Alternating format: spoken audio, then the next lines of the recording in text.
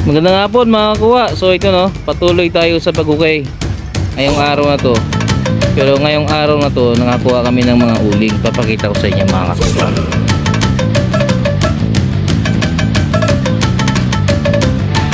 Ba.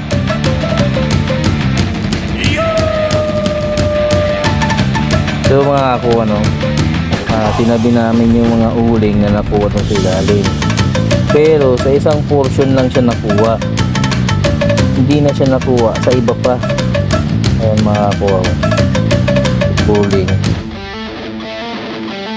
So ang nakapagtataka mga kuha ay inuuling siya, pero sa isang portion lang siya nakuha.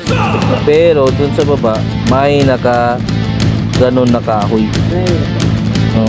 So babae natin mga kuha at tingnan natin kung saan yung kahoy na yun. So ayun na nga mga kuha no, update tayo ngayon. So ito yung nagiging hugay namin.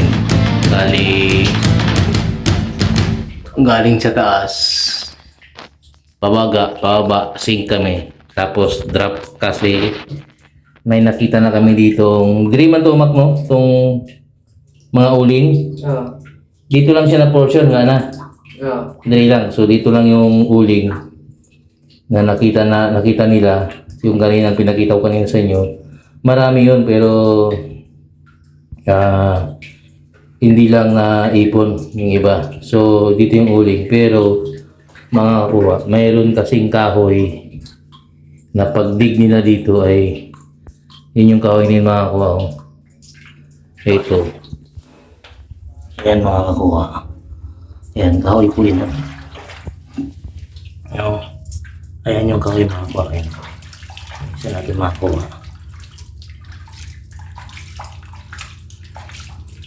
Ayan, kahoy na sunog mga kuha ito.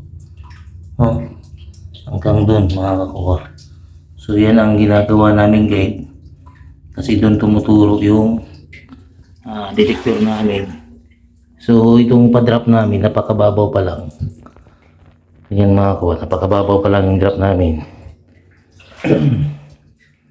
Mga kuha no, napakababaw pa lang ng drop namin at andun yung kahoy no. Yan. So ito lang yung butas namin mga kuha.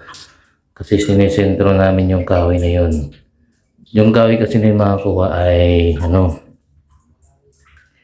bali yan ang guide namin. So sa ngayon mga kuha, yung uling dito, yun naman yung guide na nakita yung kahoy. Bali mga kuha, pag dig namin pababa mga 17 feet, dito nakita yung mga uling. Yung isang portion lang siya ng uling dito. Siguro mga umabot ba ng isang baldi? Wala naman kalahati.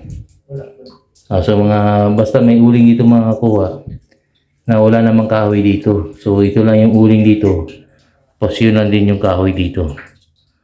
Sa lalim ng 17 feet. Mga kuha. So yan ang ginagawa namin guide. So ngayon mga kuha is alas 6 na ng hapon. So hinto muna kami. Bukas naman ng umaga. Yung mga digger namin dito mga kuha ay hindi na sila umaakyat. So ito na yung tinutumbok namin mga kuha. So dinetect namin ito ngayon. Tinuturo naman dito. Dito siya paturo mga kuha. Kaya dyan yung dig namin. Pero hindi pa namin alam kung dito pa sa baba o dyan diretso na. Kasi yung kahoy nila mga kuha, diretso lang. Hindi siya napuputol yan. Diretso yung kahoy niyan, hindi siya putol. Pero pinuputol lang namin kasi mahaba na. So yun mga kuha, yung update namin ngayon. Bukas naman ang mga update namin dito. Hanggang sa kung ano ang makita namin din makuha ay ipapakita po namin sa inyo. Hindi po namin itatago. Yung lagayan lang, pero yung naman hindi na namin papakita kasi baka kung ano nang isipin ng iba. So yun mga kuha, Sabay mo na sa ngayong araw na ito. Papaalam naman na kami yan. At bukas magkita-kita tayo pag umaga. So, yun mga ako ano. Ayun ang update natin dun sa hinukay namin. So, yun lang muna ang ma-update namin sa ngayon kasi susunod naman yung iba. Mahirap naman pagka isunod-sunod ko na malaman nyo pa agad. No? Secret pa lang yun. So, ito mga ako kung saan ako nagpapahinga, panoorin nyo ang ganda na pinagpahinga ko. Yes. Ayun mga ako kung saan ako nagpapahinga pagkatapos naming mag-treasure, dito kami nagpapahinga sa Puerto Villa Beach Resort, no? Sa Balicakas, Patalon, Zamboanga City. Mga taga Zamboanga dyan, kung gusto nyong magpahinga ay punta lang kayo dito sa Puerto Villa. No, ikutin natin yung lugar nila makakuha at tingnan natin kung ano ang mayroon dito sa loob. Bakit ito napaka well known at napakaganda. Tara mga kuha. Pag entrance pa lang dito mga kuha, no, makikita mo na napakalawak ng area. At dyan malalaman mo kung ano-ano ang mga pupuntahan dito, no?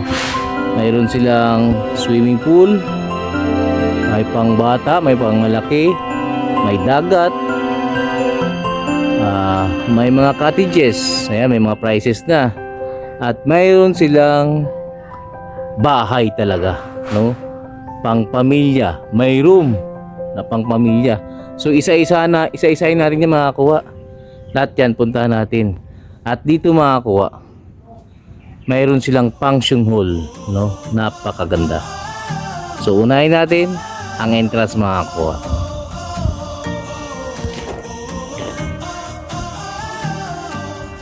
So ito yung cashier natin mga kuha, no? Dito tayo papasok, baka kamaya sitahin tayo kung bakit dyan tayo sa daanan na sasakyan. So pagdating nyo rito mga kuha, syempre may cashier, kaso di pa bukas. So tingnan natin yung pool nila. Ayan mga kuha, yung swimming pool, no? Ito yung pang adult o 18 above, no? Kasi malalim itong mga kuha, sa 5 feet 6 feet doon, hanggang 6 feet 5 feet 5 feet to 6 feet ang pool na to. Malaki hanggang doon, no? Tapos mayroon silang ano, ayan ang maganda kasi mayroon silang kadulasan, no? Mataas, mga 1, 2, 3 tatlong palapag mga kuha. Dudulas ka dun papunta dito sa pool. So punta naman natin yung pangbata mga kuha, no? Pag naliligo ako rito mga kuha, dun lang ako sa pangbata para iwas lunod. Ayan naman mga kuha, pang bata. So nasa 3 feet lang. So ang pwede dito ay mga nasa 7 years old to 15. Pwede na dito. Pero pag mga 12 at marunong ka nang lumangoy, pwede ka na dito. So yung mga kuha, no, safety dito kasi may lifeguard sila mga kuha na nagbabantay sa mga naliligo. Ito pa lang yung pool mga kuha. At pupuntahan naman natin ngayon yung bahay na nakita natin doon, na kung saan bahay talaga, yung malaking bahay. So ririntahan ito mga kuha. Ano ba, pamilya kayo, so ririntahan nyo ito ngayon para buong pamilya kayo magsama-sama dyan. Yan yung bahay mga kuha. Ang ganda, no? Parang nasa ano ka lang, nagbabakasyon. Maayong buntag. So ito mga kuha, no, ito yung bahay. Ikutin natin. Ang tawag nila ay Bahay Bakasyonan. Wow. Talagang nagbabakasyon ka rito, no? So, may ilang room to siya. 2. At pwede ka na dito kumanta-kanta. Magsawa ka na ng kanta.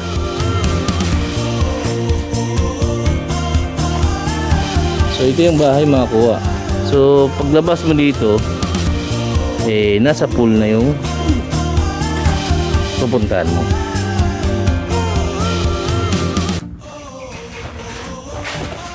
Ayan mga kuha. So, very relaxing pagka nandito ka mga kuha, no? So, may mga paalalas na dito bago ka maligo ng swimming pool. No? Ayun mga kuha, yun yung paalala nila. Swimming pool rules, no? May mga rules nila. So, kailangan pag naligo ka ng swimming pool, susundin mo yan. So, tapos na tayo dito sa malaking pool na to. Pupuntahan naman natin yung isang pool naman.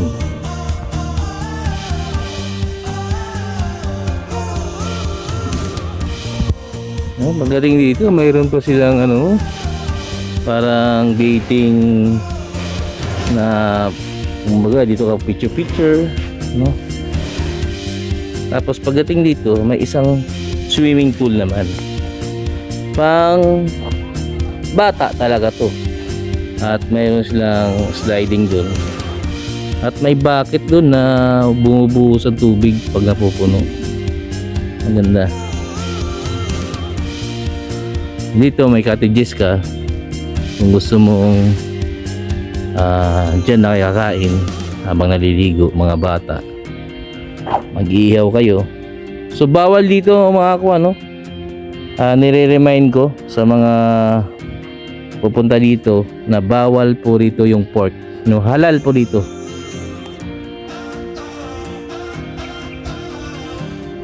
So labas tayo mga kuha. Punta naman tayo dun sa mga cottages dun sa dagat.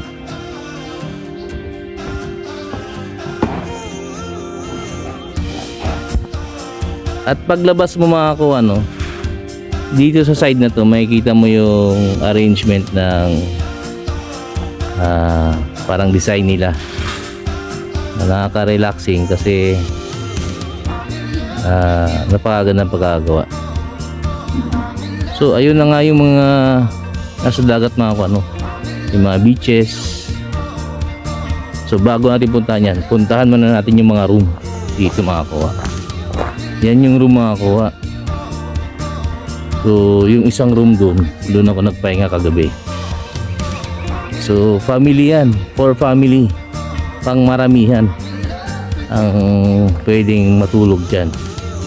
No, night swimming ka, ilang araw ka dito, pwede ka na dyan, relaxing dito, tahimik, pag umaga.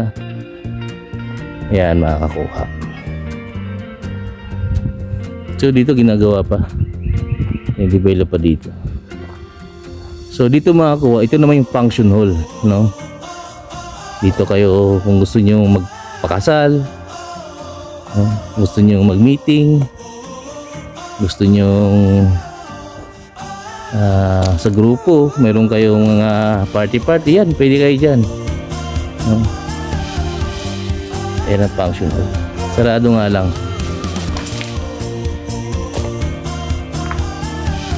So ito na yung mga cottages mga kuha. Yan.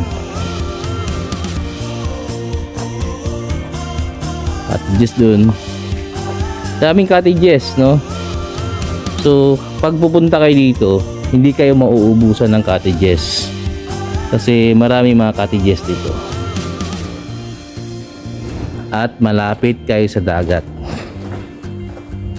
Dito sa taas, may mga cottages din. Pag gusto nyo, kayo sa taas para kitang-kita nyo yung dagat. At lumulubog yung araw dito mga kuha. Dito lumulubog yung araw. Pumupunta yung iba dito mga kuha para lang masilayan yung ganda ng araw. So dito mga kuha, no, talagang dagat na to. Pag gusto niyo maligo dyan, sampa lang kayo dun, oh. Tapos ligo ka na. So naka high tide ngayon mga kung ano. Ayan, high tide yan ngayon. So mamaya low tide na yan, mga bandang alas 3 ng hapon.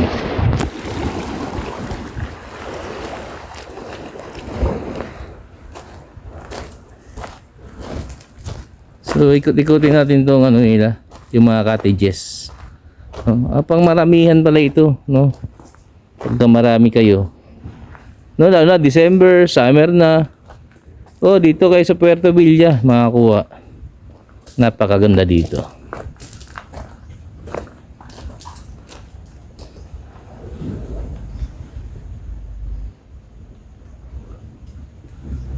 So, ayun nga ang Puerto Villa. Kung saan gustong-gusto nyong mag-relax at mamasyal nakasama ang mga pamilya, dito ang sakto ninyong puntahan. Puerto Villa. Ayos! At ayun na mga kung ano, moment muna tayo sa ating paglalakbay. So dito mapapansin ninyo na inaabangan ko yung pagbaba ng araw. So ito yung mga panahon na maalala mo ang mga pinagdaanan mo noong hirap, saya at bighati sa buhay. Tingin pa more, hindi ka kuha. So yan, isip-isip lang, then uwi na. Ayos. At nang umuwi na nga ako mga kuha, ito yung motor ko para sa aking paglalakbay. At may dinaanan ako niyan na isang grupo na sila ay niloko lamang ng mga faking treasure hunter para magkapera. Niloko sila at gumastos sila ng 1,000,000 para dun sa paghukay nila ng treasure. Panoorin natin mga kuha. So magandang araw mga kuha, no? So ito tayo sa isang lugar kung saan ay nasa bundok, no? Kahapon ay araw ng mga patay. Kung sa Bisaya, kalag-kalag. Kung sa Tagalog ay undas. So dito mga kuha, ito yung mga kumpare ko ay humingi sila ng tulong para malaman kung anong ibig sabihin ng heart. So sa ibang mga vlog ko, alam na natin kung anong ibig sabihin ng heart. Yung heart ay isang secret room, no? So dito yun nga nakita. Sa heart na to, may nakita silang grenade. So, bay, ano si paring Kit, no? Paring Kit, nung time na tinuhukay mo yan, saan yung granada nakuha mo? Dito banda. Yung mga kita. Sa dito. Tapos di pa lauman na mo. Mga hanggang 5 feet. Pag-usaya. Tapos wala na kaman giundangan na mo kay murag kuan. Dahi naman ang kuan. Pero ang kulay lang sa ilalim mga kulay blue na lupa. Okay, so ibig sabihin clay yun. So dito yung heart. Dito. Tapos dito yung granada. Pero ito hindi niyo ito hinukay. O hinukay niyo din? Hindi na. Para hindi namin nilaliman. Hindi niyo nilaliman. Ito nilaliman niyo. Kung saan yung granada. So which is wrong. Mali yun na mga kuha, no? Sa mga kakuha natin dyan, kapag may secret room at mayroon kayong nakitang bagay na galing sa hapon tulad ng granada. So, yun ay isang banta, no? Danger.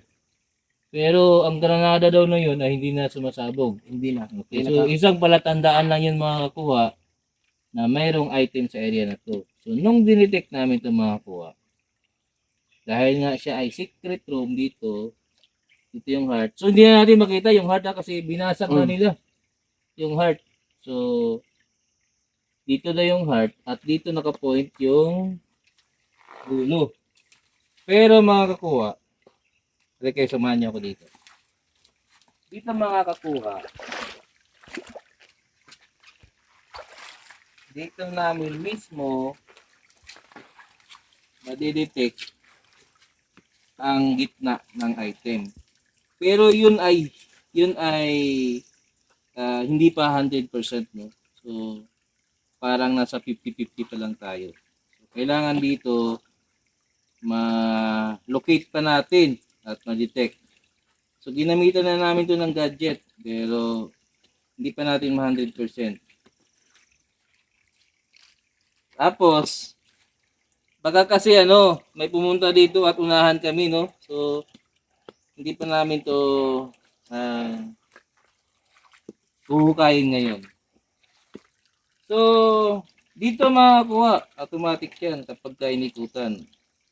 May laman ko. Kanino lupa pa 'to? Ay, mama. Sa mama mo? Ayun sa papa ko. Okay. So ito, dinadaanan to ng tubig mga kakuha, no? At mayroong pulsa na din sa taas, kita namin, pero andun yung Big Depot. No, sa mga ka-treasure natin dyan, wag na kayong mangarap ng malaking deposito. Doon lang tayo sa small depot, yung kaya lang natin kunin. So yun mga kuha, no? Mayroon pa kaming isang pupuntahan sa baba naman, at yun may sign talaga. At isang small depot din yun, maliit na depot. Deposito. So sa mga kakuha ko dyan, no, sa aking mga nagsusubaybay sa videos ko, wag sana kayong maniwala dun sa mga satellite NASA, yung sinasabi ng mga nangi-scam dyan. Wag nyo po yun paniwalaan. Maniwala po kayo dun sa Google Map na lang, yung na-hit, no? Pero yung mga NASA na yan, ay, ang kabaliktaran nun ay asan, no? Nawawala, ay wala naman talagang ma-detect. At nanghihingi sila ng mga kwarta, pera, para lukuhin ang mga kababayan natin na gumagastos. No, sila kasi nag-okay sila ng ilang feet na yun. Doon? Doon ka rin sa kabila. Mga 10 feet ang ilalim, tapos mga 15 feet ang pa drip. Drip, Oh, pa-drop. So nag-okay sila doon mga kuha, no. At ang sabi ng scanner nila ay mayroon daw item doon. Pero usually ginagawa lang nila yun para magkaroon sila ng pera kasi binabayaran yun. No, sa mga ka-treasure ko naman dyan na may scanner, sana sabihin nyo yung totoo. Babayaran naman kayo ng nag-request sa inyo. Pero sabihin nyo ang totoo kung mayroon o wala. Kasi pag sinabi nyo mayroon, huhukayin nila yan. So pag sinabi nyo wala, madidismaya lang sila. Pero magbabayad pa rin yan sa inyo kasi ni-request kayo. Pero wag nyo namang sabihin mayroon kasi uulit-ulitin nyo. Sabihin nyo, sa susunod naman, punta ako dyan sa susunod. So pera na naman, bayad na naman. No, maawa naman kayo sa mga ka-treasure natin, no. So ito, bali, ang gagawin namin dito ay pangalawang test, no. Ako mga ako, hindi ako nanghingi ng bayad. Sa akin lang, gasolina, pagkain, okay na yun. Kahit malayo, malapit. No?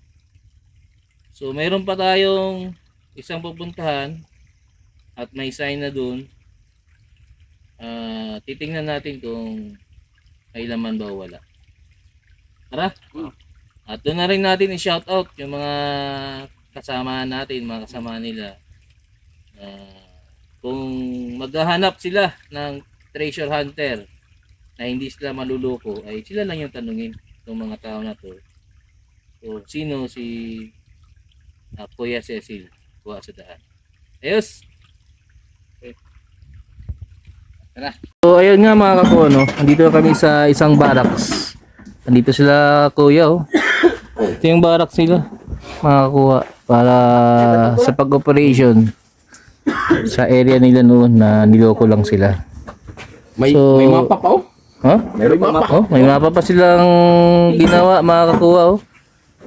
At may plug pa ng Japanese. hapon.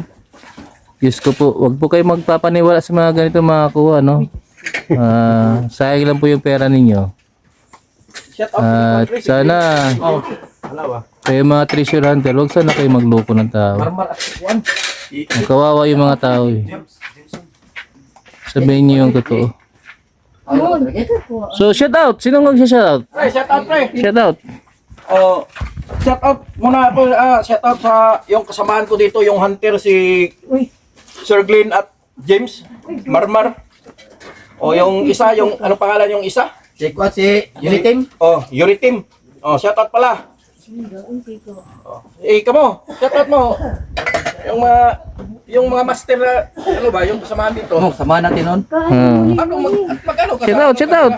Wag na. Okay na? Na-shout out mo na? Ano na? So, na-shout out. So, punta natin mga ko, ano, yung hinukay nila dun na mayroon pang namatay na kapatid nila. Sa hindi inaasahan, nakalanghap sila ng octane gas at na-disgrasya.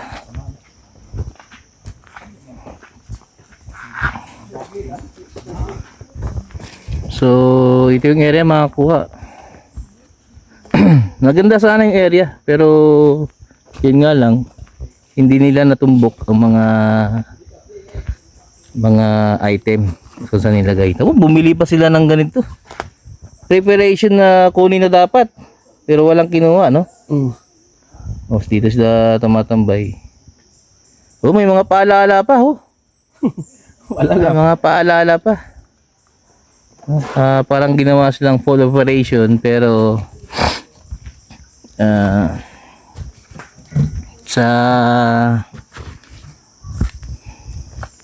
nakakadismaya, no?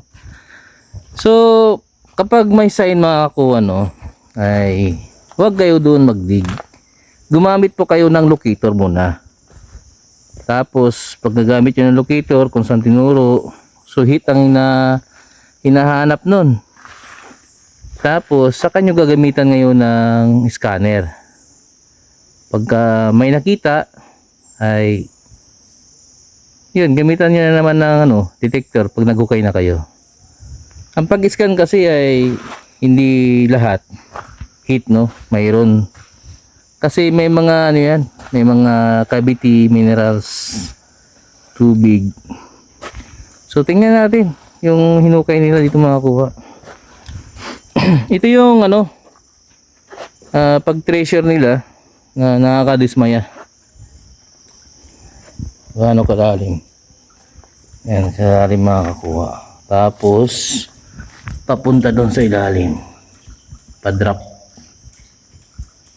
No? Parang ginawa nilang to. Kasi gumawa na sila ng sarili ng tunnel. No? Hindi po basta-basta ang pagukay. Hindi rin po biro ang gastos. No? Gumastos sila dito mga kuha. 700,000. No? Mas mahigit pa. So ito yung bato na pinaglagyan ng marking. Pero wala naman dito. Kasi natumbok na rin namin kung saan. Tinulungan ko na lang sila. So mga kakuha, sa mga kakuha natin dyan na magpa-locate, andito ako ngayon sa area, baka malapit din kayo dito, ay hanapin natin kung saan yung mga item ninyo at gusto ninyo ipa-locate. Ito mga kakuha, binasag nila yung bato dito mga kakuha. Tingnan mo naman yung buti di bumagsak yung malaking kahoy ni mga kuha. Inukay din nila yung mga kuha.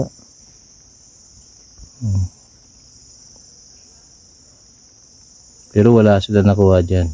Bokya. Ginamit lang sila ng mga treasure hunter. na nangluloko, no? Sa mga treasure hunter diyan, no, maawa kayo sa mga tao na naghahanap ng totoo. Sabihin niyo po yung totoo. Kung mayroon o wala, babayaran naman kayo nun. Kasi nirentahan nila kayo. So, sa mga hindi ko naman nila lahat ng mga treasure hunter. Hindi ko naman kayo na lahat na tayo ay manluloko, no? Kasi kasama niyo ako dun eh. Ka-TH, no? Tayo ay hindi manluloko. So, hinaluan lang tayo ng mga scammer. Yung gumagamit ng mga peking gadget, scanner, no? Ganun ang sistema. Pero yung mga totoong treasure hunter, hindi po yan sila napapabayad kapag walang makukuha yung may-ari ng lupa. Magandang site to, pero hindi nga lang nila tumbok. So back to history tayo mga kakuha, no? Ang history dito ay pinagkampuan ito ng mga Japanese army. Lahat sila dito. Diyan sa taas na yan. Oh. Hindi ko na sabihin kung saan lugar to, no? At hindi ko na rin i-mention kung anong barangay ito. Pero ditong lugar na to ay naluko po sila. So dito sila mga ko, ano? Pula kayo. Ako ba kamu mata niyo maglingi na sa sige. Ingit lang. Sige. Mana din ang So ito mga ko, ano? Dito nagtatapos yung videos natin.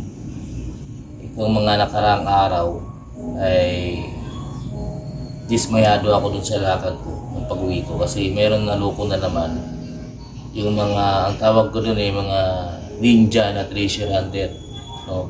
Pera lang ng may-ari ng lupa ang kailangan nila. So, nagbayad sila ng halos 1 milyon. Scam, kumbaga. So sana mga kuha, subaybayan niyo pa yung mga videos ko. Itong mga susunod na lakad ko kasi may mas magaganda pang videos ang makukuha natin habang tumatakbo tayo sa daan. Meron tayong dinadaanan. So yan yung kahulugan ng sisil ko sa daan. Ayos!